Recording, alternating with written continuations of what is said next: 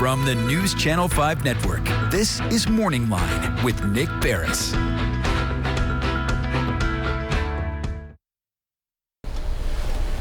Good morning, everyone. Thanks for joining us on MorningLine. Nick Beres on this Tuesday. All right, I'm going to introduce our guest in a moment, but when she was last on, she kind of made a prediction, like many in the real estate field did, that things were going to be changing over the past several weeks, primarily with regard to the interest rates going up and what that does to what is a red-hot housing market, which I think it remains so in the Nashville area. But things have changed. Is it becoming a little more of an opportunity for buyers as opposed to just the seller's market where you're able to get so much, and if you find a home that you're interested in buying, you've got to bid above the asking price, which is crazy. I mean, and the competitive spending is still there, but things have changed. So are you in a position where you're still considering maybe selling your house? You're thinking of moving? I've got some people that have emailed me questions I'll share with our guest later about talking about buying for the first time, things like that, and where to look and how to get started, especially if you don't have a multi-million-dollar budget like most of us don't. So we'll get into the real estate market this morning. She's a real estate agent and a broker. Gabriela Lira is with us again this morning. Good morning to you. Good morning. So happy to be here again. She is. It's good to have you on. Let's see, how long ago were you on? Was it 2-3 weeks ago? 4 Yeah, weeks? maybe Something a month ago. Month ago, Yeah. and that was right around the time the interest rates we saw were, you know, as they addressed the situation economically in the country going up. And you kind of predicted, as most in the field did, that it might slow down some of the building and the buying. Has that happened? It definitely has. We are down 19% year over year as of July. And so the market is normalizing now.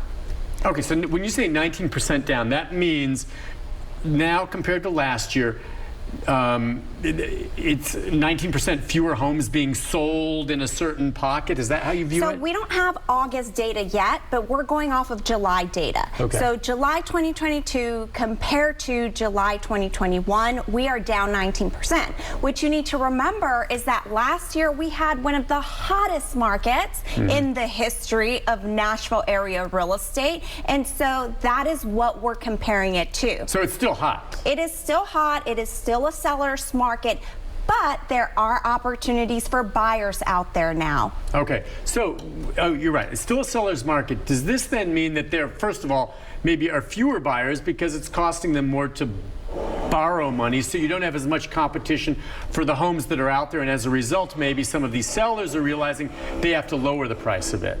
That's been happening. We've been seeing a lot of price corrections lately, and it is definitely less buyers out there, but more inventory also. Sellers realize, oh shoot, maybe I'm missing the hot market. I better put my house on the market now to get that tail end of the hot market. Right. Do you think it's going that way? How do you expect this trend to continue? I mean, is it going to continue? I mean, should they be rushing to do that now?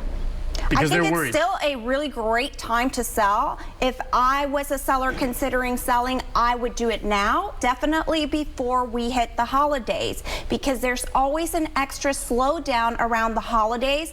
And in the super hot market, we weren't seeing this seasonality that of the past, where it gets slower November, December, January, then it picks up in the spring and the summer. Well, I think with this normalizing of the market that's happening, seasonality will be back into play. So I would go ahead and put my house on the market now before the holidays. Okay, and that makes sense. Does this also translate into maybe on the lower end? And I know you run the gamut on homes you sell. I'm sure you sell multi-million-dollar homes and maybe some that are more affordable. Is this going to create maybe for some the idea of more affordable housing? I mean, will we find, I don't even know if it exists in Nashville. Can you find a home that is just not a shack and falling apart for under $300,000? It's getting harder and harder to do that. Think about what I just said. In Nashville, you can't find a home for under $300,000. Oh, I know. I started this business over a decade ago, and I was selling $100,000 homes when I started.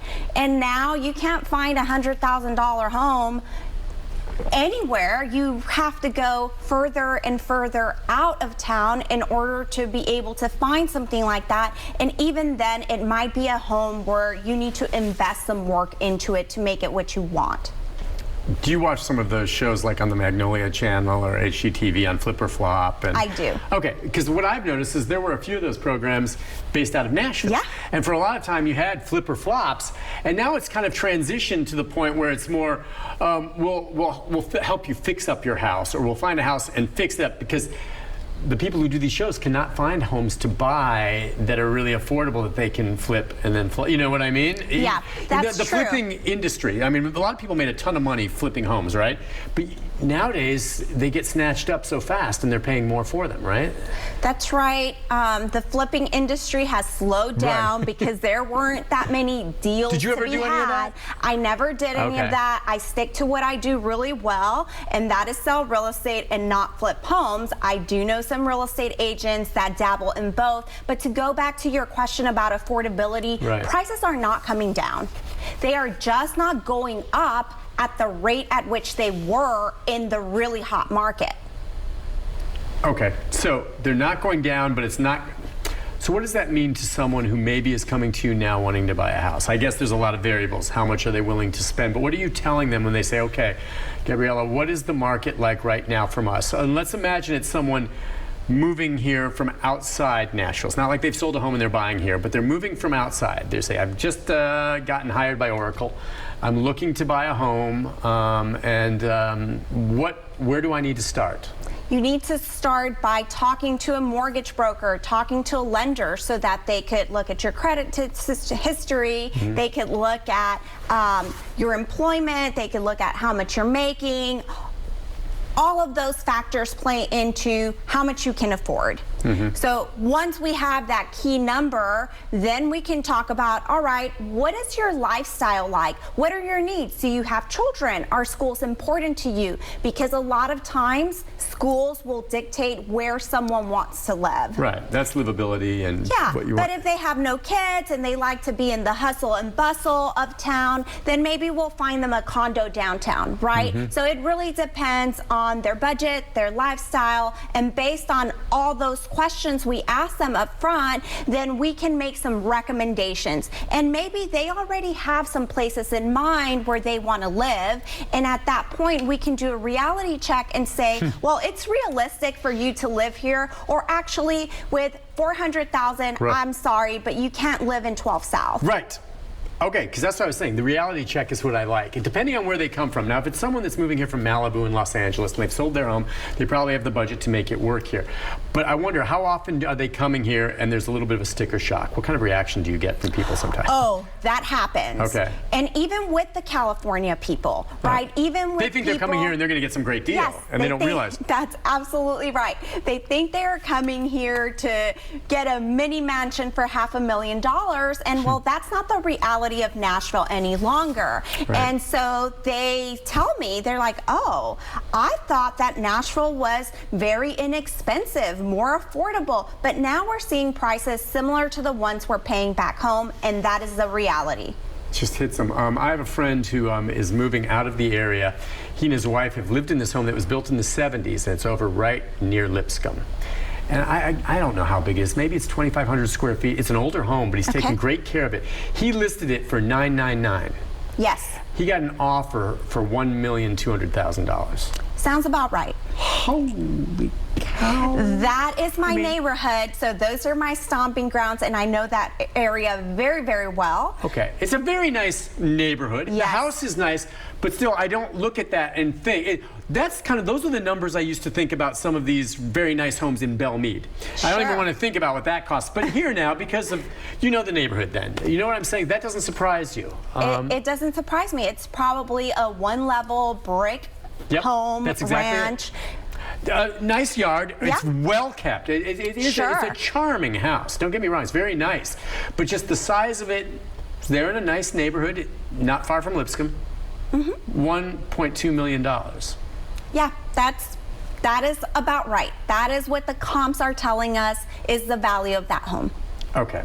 What you mentioned the options for some, maybe if it's a single individual or a couple, the condos. Now, what are the condos going for? Has that changed at all downtown living? Is that insulated in some way because always people are going to want to live there?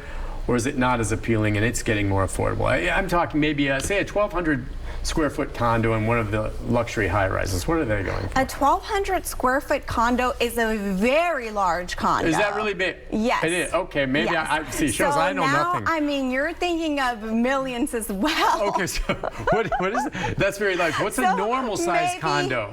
A normal size condo perhaps is 650, 750 square feet. Okay.